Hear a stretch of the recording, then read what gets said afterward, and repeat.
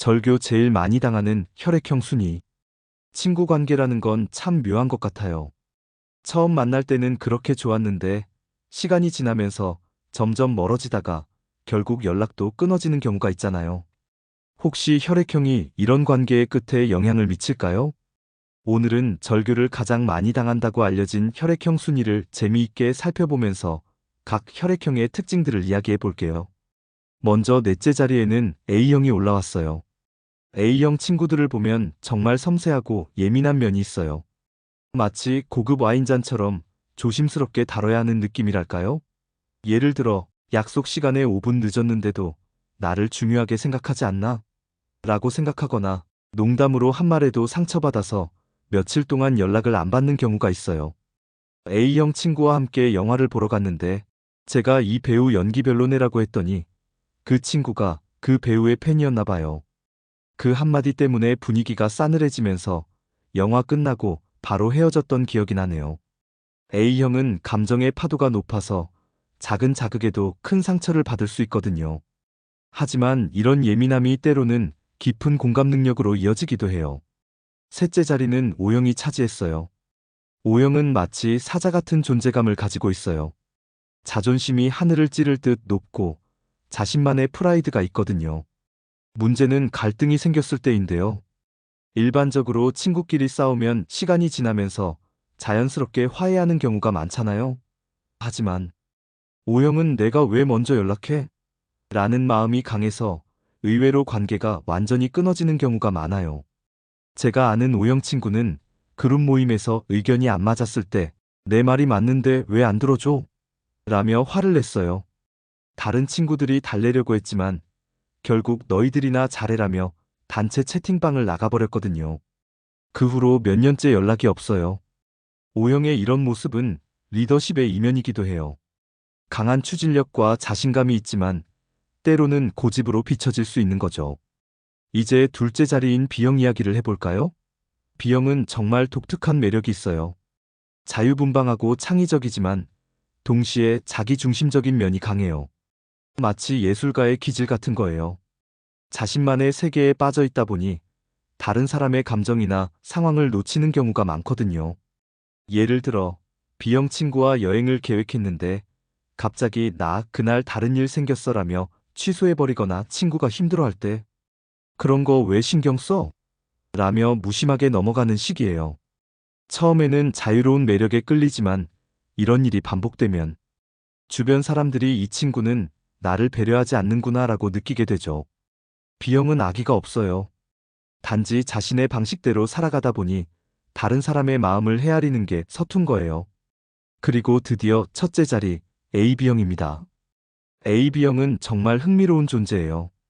A형과 B형의 특성을 모두 가지고 있어서 때로는 따뜻하다가도 갑자기 차갑게 변하는 모습을 보여줘요. 마치 날씨가 변덕스러운 봄 같달까요? AB형 친구들을 보면 평소에는 정말 재미있고 깊이 있는 대화를 나누다가도 어느 순간부터 벽을 쌓는 것 같은 느낌을 받을 때가 있어요. 우리 그렇게 친했나? 라는 식으로 갑자기 거리를 두거나 자신에게 이익이 되지 않는다고 판단되면 관계를 정리해버리는 경우가 있거든요. 제가 경험한 AB형 친구는 함께 프로젝트를 진행하다가 자신이 원하는 방향으로 일이 진행되지 않자 나는 여기서 빠질게라며 갑자기 손을 뗐어요. 그때까지 정말 친하게 지냈는데 그 일 이후로는 인사만 하는 사이가 되어버렸죠. AB형은 감정보다는 논리로 판단하는 경향이 있어서 관계도 손익을 따져서 정리하는 모습을 보일 때가 있어요. 하지만 여기서 중요한 건 이런 순위가 절대적인 진리는 아니라는 점이에요. 혈액형은 하나의 재미있는 관점일 뿐이고 실제 인간관계는 훨씬 복잡하고 다양한 요소들이 작용하거든요. 생각해보면 절교라는 건 한 사람만의 문제가 아니에요. 관계는 양방향이잖아요. A형의 예민함도, O형의 자존심도, B형의 자기중심성도, AB형의 차가움도 모두 그 사람만의 특별한 색깔이에요. 문제는 이런 특성들을 이해하고 배려하지 못할 때 생기는 거죠.